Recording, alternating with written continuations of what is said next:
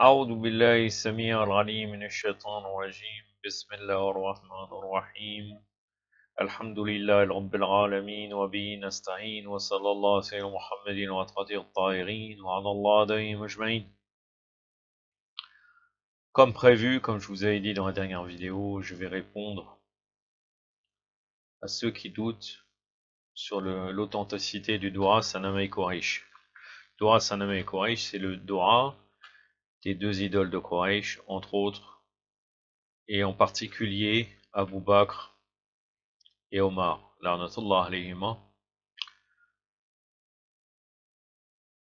Nous avons plusieurs personnages de la sphère chiite, parmi les savants, dont Jafar Soprani, Ayatollah Jafar Soprani, dit que cette invocation n'existe pas et que c'est un mensonge proféré par les wahhabites.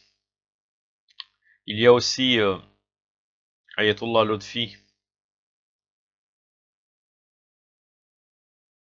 Golpagani qui doute sur ce dua. Pour information, Lotfi Golpagani est le plus âgé des marjas actuels. Dans son livre Lutfullah Safi Golpagani, je vais oublier une partie de son nom. Dans un de ses livres où il répond aux wahhabites qui était le khatib dans les années 1930, comme Khatib n'a pas cité nommément Mafati al-Jinan, bon, Mafati al-Jinan il n'est pas présent dans le Dua Sanam et Quraysh. Le Dua Sanam et Quraysh n'est pas présent dans Mafati al-Jinan, mais il dit quand même que ce Dua n'a jamais existé. Et nous avons actuellement Sayyid Kamal Haïdari qui a dit que ce Dua n'a aucune origine. Je vais répondre en deux parties. Dans la première, bon, ça sera une seule vidéo, mais on va la partager en deux. On va faire ça en deux. Donc dans la première partie de cette vidéo, je vais démontrer à travers les références où se trouve le Dua Sanam et Quraysh. Et dans la deuxième partie, je vais dire est-ce que c'est quelque chose qui est reconnu, que disent nos savants sur la valeur de cette Dua, et aussi sur éventuellement la chaîne de transmetteurs qui serait faible, est-ce que c'est un critère pour les Duas. Et à la fin, je citerai quelques hadiths qui prouvent que le fait de maudire Abu Bakr et Omar, Jibt wa Ta'out, et les autres ennemis principaux de Ahlul Bayt, fait partie de notre patrimoine ou non et de l'attitude du chiite, d'après les hadiths de Ahlul Bayt. Donc je commence par vous citer cette invocation, donc les références. Donc l'invocation elle se trouve dans nombreux ouvrages imamites. Je vais vous citer pas mal de références avec la page à chaque fois. Et bien sûr, il y a d'autres références, ce n'est qu'un seul échantillon. Donc, il a été cité dans El-Kafami, dans le Balad el-Amin, la page 511 à 514. Aussi dans le Misbah de El-Kafami, 548 à 557. El-Kashani lui a cité aussi dans Ilm al-Yaqin, le volume 2, page 701 à 703. Et Qurat al-Uyun, page 426. El-Nouri al-Tabarsi, dans Fas al-Khitab, page 113 à 114. Fas al-Khitab, contrairement à ce que veut prétendre certains, c'est un livre qui concerne la falsification du Coran. Car il y a certaines personnes qui disent ce livre-là n'a pas de valeur. Bon, effectivement, peut-être. Bon, Nouri al-Tabarsi n'est pas un étranger. C'est pas un savant pas connu. Comme quoi il se serait trompé dans le titre de l'ouvrage et de ce livre, il veut démontrer que le Coran n'est pas falsifié. Ce n'est pas sa thèse et ce n'est pas ce qui est indiqué dans le livre. D'ailleurs, le titre est typiquement lié à la falsification du Coran. Asadullah al-Aghi dans Miftah al-Jinan, page 113 à 114. Murtada al-Hussein dans Sahifa Alawiya, page 200 à 202. Mandour Hussein dans Tofatul Ahwam al-Maqboul, page 213 à 214. El-Karkari dans Nafat al-Lahout fil Larn Égypte wa Tarout, page 74.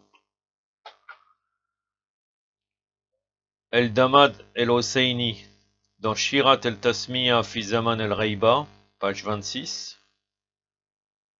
El-Majlisi dans Bihar el-Anwar, le volume 82, page 260. El-Tostari dans Hiqaq el-Haq, volume 1, page 337. Abul Hassan el-Hameli dans Tafsir Mirat el-Anwar, page 113, 174, 226, 250, 290, 294, 313 et 339. Abdullah Shobar dans Haqq al-Yaqin, volume 1, page 219. El-Hariri dans Hilzam el-Nasib, volume 2, page 95. Mizara Habibullah dans Minhaj al-Birahat, volume 14, page 396. Hassan ibn Sulayman el-Aili dans Al-Muqtadir, page 111. Et bien d'autres, j'en passe. Ce n'est qu'un échantillon. Maintenant, on peut citer éventuellement les ouvrages qui ont composé on va citer les savants imamites donc de Ahlul Bayt qui ont composé un ouvrage qui explique ce doua pour montrer que ce n'est pas un doua qui est étranger, qui n'a aucune origine. Arabozo Galterani, il a mentionné, Arabozo Galterani est très connu comme avoir fait une encyclopédie des œuvres chiites. C'est un savant, s'il me semble bien, qui est récent, il date du XXe siècle. Il a écrit dans Dariyat ila Tasanif al-Shira, comme quoi il y a 9 ouvrages qui ont commenté Doua Sanam Quraysh. Et il en a mentionné 2 autres, qu'il existe 2 autres ouvrages, mais sans mentionner les titres et les auteurs, et précise qu'il les a vus chez les savants imamites contemporains à lui. Donc, parmi les 9 donc, qui sont cités, je vais vous les citer. Le char Doua Sanam Quraysh, intitulé Rachel Wala fi Shar Doua Sanam Quraysh, de Abu Sa'adat Asad ibn Abdul Qahir. Le char Doua Sanam Quraysh de Mola Ali al-Iraqi. Le char Doua Sanam Quraysh chassé en persan de Issa al-Khan el-Ardebili. Le char Doua Sanam Quraysh, c'est toujours en persan, de Yusuf ibn al-Hussein ibn Muhammad al-Nasir al-Tousi al-Taroudi. Le char Doua Sanam Quraysh, qui est intitulé Dokr al-Amilin, de Mola Mehdi al-Qazwini. Char Doua Sanam Quraysh, intitulé Nassim al-Haysh, de al-Moussawi. Le char Doua Sanam Quraysh, de al-Mizar Muhammad Ali al-Mudarisi al-Shirdadi al-Najafi.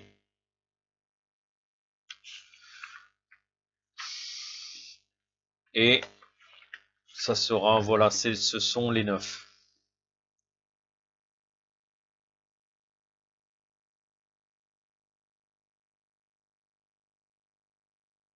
Concernant le livre Tuhfat al-Awam, dont le Doua Sanam Quraysh a été cité, il a été approuvé par des savants qui sont connus de notre époque, ou bien du XXe siècle, comme par exemple Sayyid al-Khoui, qui a confirmé et approuvé le contenu de l'ouvrage Tuhfat al-Awam, Sayyid al-Khomeini, Sayyid Mohsen al-Tabatabai al-Hakim, Sayyid Mahmoud Hosseini al-Sharoudi, Sayyid Muhammad Qadim al-Shariat al-Madari, et Shir Ali Naqwi, qui est un Ayatollah, qui est un grand savant, ou bien savant reconnu par la Hawza.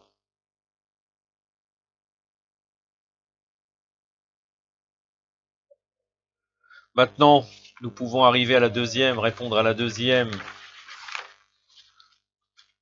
équivoque, qui nous dit que ce doua à une chaîne de transmetteurs faible.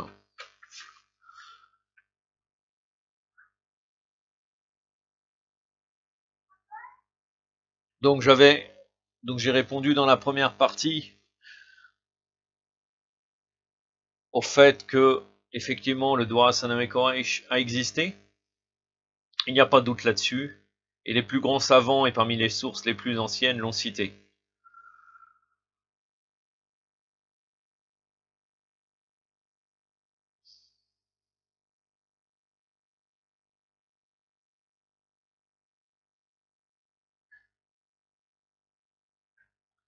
D'ailleurs, il n'y a pas que le Dwara Saname Quraysh qui est dans la logique de la malédiction.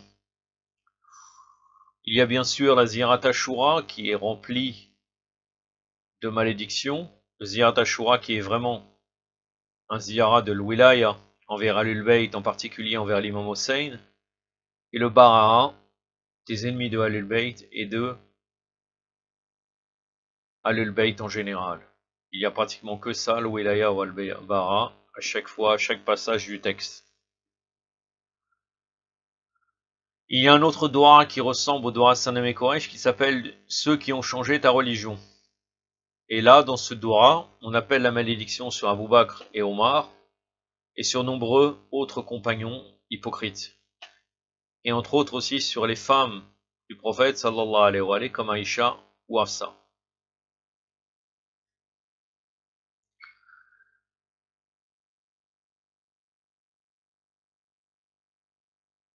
Ayatollah Milani a dit sur ce doua que c'est une pratique très connue, ce doua est très répandu chez les croyants.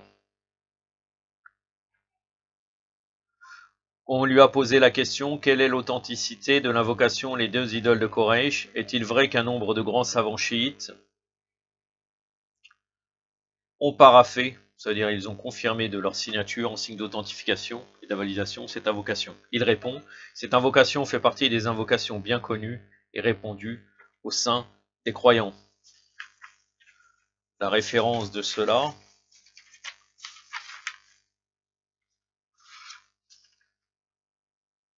c'est sur son site de référence qui s'appelle rafed.net, rafed.net.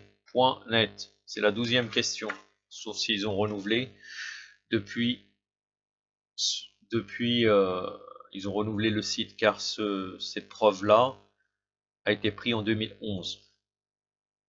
Il y a le Ayatollah Sayyid Shihabuddin Marashi Najafi, le Hosseini Marashi Najafi, qui est très connu, qui avait une des plus grandes bibliothèques, qui était très connue pour les manuscrits. Il a été enterré à la ville de Qom. Il a demandé même à être enterré dans sa bibliothèque, en dessous de sa bibliothèque, pour que les étudiants, pour montrer qu'il était au service des étudiants, comme s'il marche sur le sol, sur sa tombe.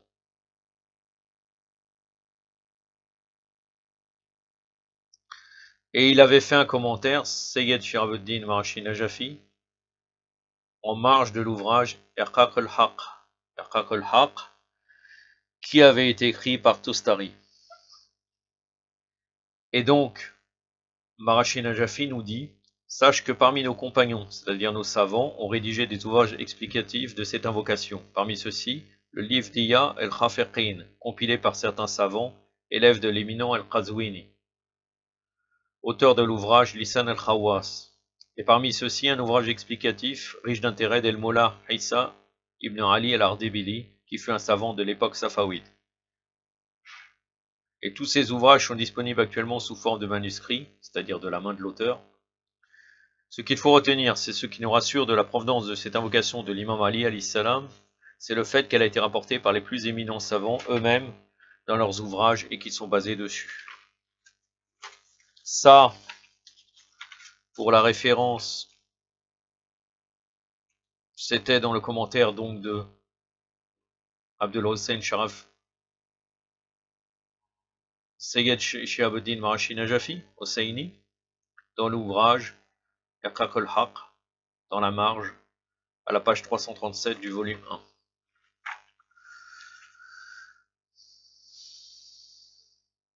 Après, il y a Sayyid Ali al-Sharastani qui dit que ce texte est authentique.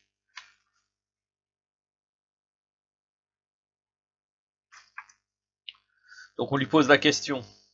Votre éminence, Sayyid, qu'Allah vous préserve, j'aimerais vous poser la question au sujet de l'authenticité de l'invocation des deux idoles de Quraysh qui est attribuée au prince des croyants, Ali alayhi salam. Est-ce que sa chaîne de transmission Hisnad est authentique ou bien elle est inventée et insérée notamment en sachant que Shira al-Qawmi, Allah lui fasse miséricorde, Allah, ne l'a pas mentionné dans son ouvrage Mafati al-Jinan. Sayyid Ali Sharastani répond: cette invocation est bien connue et plusieurs exégèses existent, dont certains remontent au VIe siècle de l'Hégire, comme le livre Rachel Wala fi Shar ad-Dua de Abu al-Sa'adat ibn Abdul Qahir, connu sous le nom de Safraway, qui vivait à Bagdad en l'année 635. Le texte de cette invocation est authentique, car le désaveu prévaut sur l'alliance. Donc là, il veut démontrer que le bara'a est avant l'alliance. Comme la négation prévaut sur l'affirmation dans la formule de témoignage je vais citer. Là, donc là, la négation, illallah. En effet, après le dépouillement commence l'ornement. Après enlever les choses mauvaises, on met l'ornement, les belles choses. Et le musulman ne peut réunir en lui l'amour d'un allié d'Allah et l'amour de son ennemi. Et pour ce qui concerne l'absence de mention par Al-Qurmi dans son ouvrage Mafati al-Jinan, c'est parce qu'il, Rahim Allah, ne s'est pas assigné de rapporter toutes les invocations dans son ouvrage. Donc là, il nous dit que le bara prévaut sur la wilaya. C'est pour cela que certains savants, quand ils commencent leur discours, commencent par le bara, à maudire les ennemis, puis après le wilaya. Ce n'est pas tous, mais entre autres, Sayyid Mujtaba Shirazi. El-Majlisi rapporte les propos de Al-Kafami dans Bi'al al-Amin sur la statut élevée de cette invocation et sur la très grande récompense pour celui qui la prononce. Il dit: cette invocation a une valeur élevée et un statut immense. Abdullah ibn Abbas a rapporté que Ali alayhi salam avait l'habitude de la réciter durant la salade dans leur qunut, et a dit: celui qui la prononce est comme la récompense de l'archer qui était en compagnie du prophète sallallahu alayhi wa alayhi, à Badr, Uhud et Hunayn, et qui décoche 1 million de flèches. La vocation est, et donc là il commence à citer: Wallah me dit les deux idoles de Quraysh, c'est-à-dire Abu Bakr et Omar, ces deux sorciers de Quraysh, ces deux tyrans de Quraysh, ces deux diffamateurs de Quraysh, et ces deux filles, Aïcha et Hafsa, ainsi de suite. Et après avoir cité le Dua, El-Majlisi fait le commentaire suivant, en rapportant encore les propos de Al-Kafami. Il dit: Al-Kafami, Rahimullah, a dit, après avoir mentionné la première invocation des deux idoles, il cite une deuxième à peu près similaire, juste après. Cette invocation fait partie des secrets impénétrables, des invocations précieuses. Le prince des croyants Ali alayhi salam s'y accrochait assidûment dans la nuit, la journée, aux premières heures du jour. Quelqu'un a posé une question au grand Ayatollah Rouhani, il déclare qu'elle fait partie des mustahabbat, des œuvres recommandées. Pour la référence sur l'Ayatollah Rouhani, elle est disponible sur son site, dans les questions-réponses.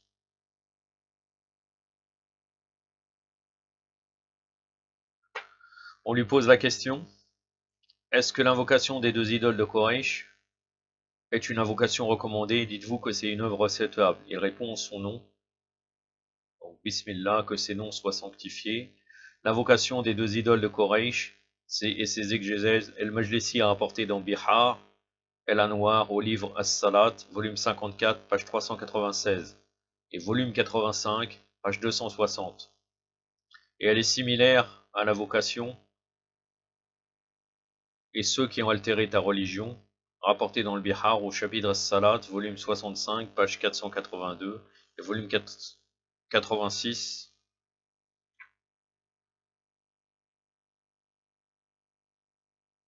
page 223. L'invocation des deux idoles de Quraysh a été rapportée aussi dans l'ouvrage El-Sahifa al-Alawiya al-Jamira comme Kunut. Et dans les œuvres méritoires surrogatoires, car on a posé la question sur chaîne de transmission, on se suffit des récits faibles et le caractère méritoire est renforcé par la règle de fiqh El-Tasamur fi Adilat al-Sunan. El-Tasamur fi Adilat al-Sunan, c'est une règle qu'on pourrait traduire par la tolérance en ce qui concerne les preuves issues de la Sunna. Cette règle stipule qu'en matière de pratique autre que de la jurisprudence religieuse, en dehors des obligations et des interdits, il y a une facilité et tolérance à accepter des preuves pour tout ce qui concerne les œuvres recommandées ou détestables, même si ces récits sont faibles et non établis. Donc on le fait parce que ça viendrait de l'imam, mais de toute façon, c'est des actes recommandés ou détestables. Donc ça n'a pas de conséquences très graves si on les fait ou on les fait pas.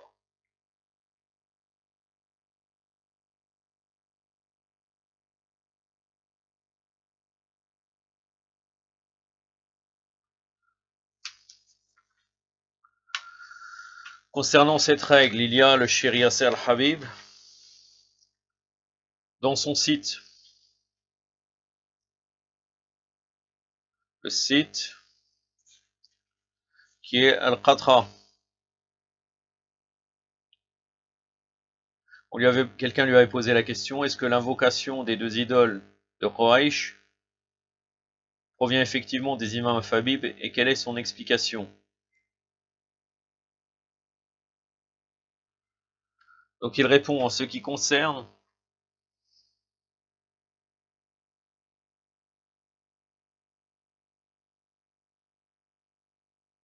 le fait que la chaîne de transmission, là il répond sur la chaîne de transmission, est authentique, et bien la réponse c'est que c'est la même chose concernant Dora Sanan et Quraysh, la même chose que les autres invocations bien connues comme Dora Komei, Dora Saba, Dora Al-Adila, Dora Abu Hamza Simali, Dora Notba, Dora Al-Mashloul, Dora Joshan El-Kabir, Dora Joshan El-Sarir et bien d'autres encore parmi les invocations. Aucune n'est valide du point de vue de leur chaîne de transmission.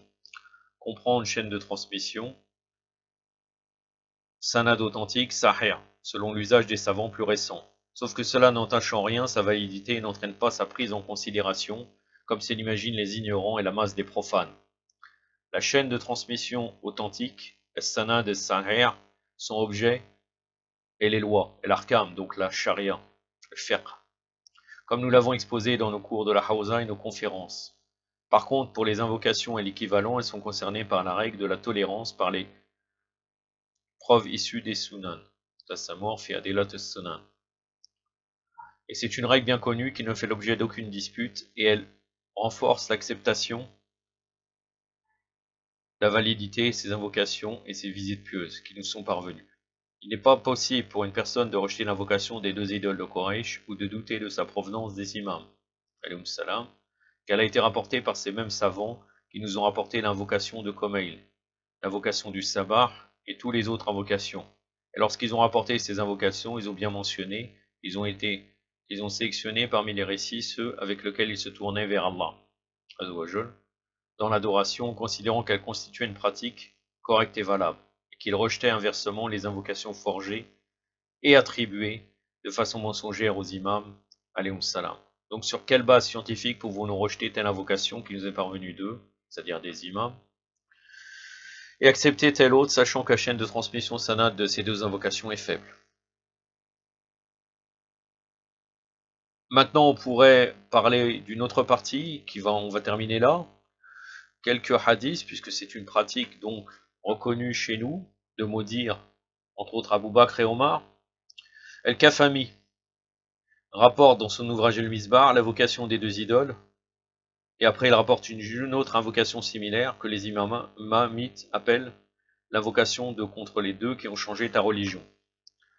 Et après il cite un hadith qu'il dit, d'après l'imam Reda alayhi salam, celui qui invoque Allah dans une prosternation de remerciement, sajdat shukr, est comme celui qui a la récompense d'un archer aux côtés du prophète pendant la bataille de Badr, Uhud, Hunayn, et qui ont tiré 1 million de flèches. Donc là il devrait dire, oh Allah maudit les deux qui ont changé ta religion, qui ont altéré tes bienfaits, qui ont accusé, fait du tort à ton prophète, sallallahu alayhi wa sallam.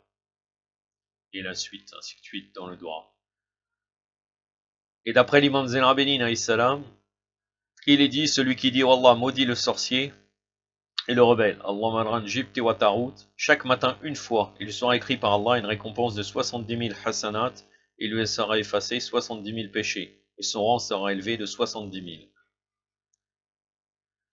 Il y a dans une autre version 70 millions de bonnes œuvres dans le fait de faire cette action.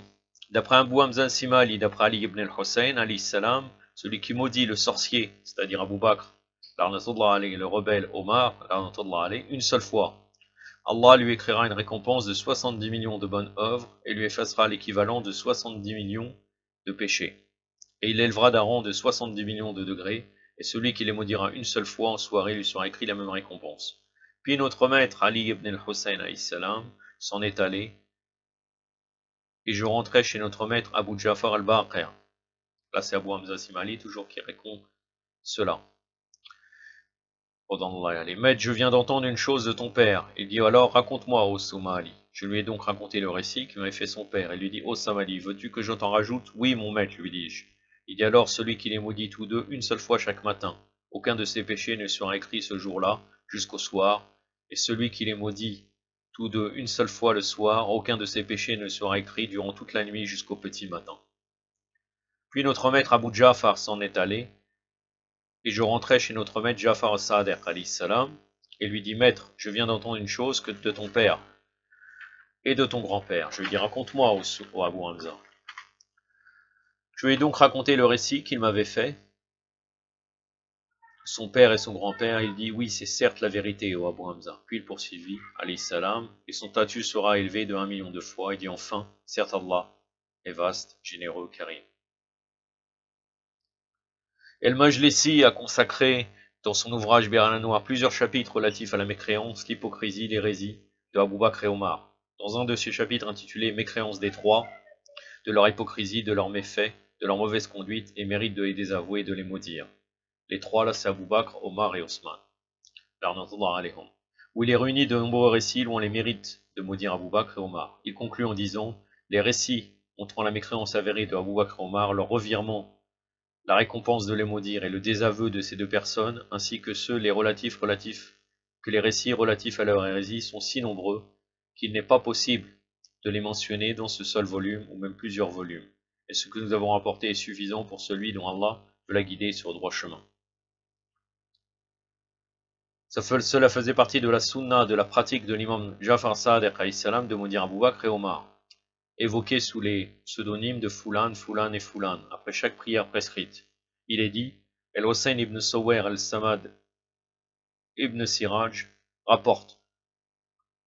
El-Hussein ibn Sawwer et, c'est-à-dire deux personnes, Salmat ibn Siraj rapporte. Nous avons entendu Abu Abdullah qui maudissait après toutes les prières prescrites 4 personnes parmi les hommes et 4 personnes parmi les femmes. Un tel et un tel. Il les nommait explicitement, ainsi que Muawiyah et un tel, une telle et une telle, et In et al-Hakam. Donc là, un tel et un tel, c'était Abu Bakr, Omar et Osman. Et Muawiyah et une telle, c'était Aïcha et Hafsa, et après Hind et al-Hakam, la sœur de Muawiyah. Il y avait d'autres manières où l'imam Sadiq les appelait El-Daimi, Hadawi et Fulan. El-Hussein ibn Sawwer et Salmat ibn Siraj rapportent, nous avons entendu Abu Abdullah qui maudissait après toutes les prières prescrites 4 personnes parmi les hommes et 4 personnes parmi les femmes. El-Taïmi, c'est-à-dire Abu Bakr, El-Hadawi, Omar, et Fulan, c'était Osman. Il est nommé explicitement ainsi que Muawiyah et une telle, Muawiyah et Aïcha et Hafsa, Hind et al-Hakam, la sœur de Muawiyah. Donc on peut voir l'importance de cette invocation et le fait que c'est une pratique tout à fait normale de maudire ses ennemis. Je pense que j'ai répondu à ces shubuhat, donc elle n'aurait pas de chaîne de transmetteur, ça a été répondu. La pratique, vous avez vu que ça fait partie de la pratique de nos imams de maudire, et que c'était un dua qui a été reconnu par nos plus grands savants. نكتفي بهذا القدر وصلى الله على سيدنا محمد وعلى آله الطاهرين والسلام عليكم ورحمة الله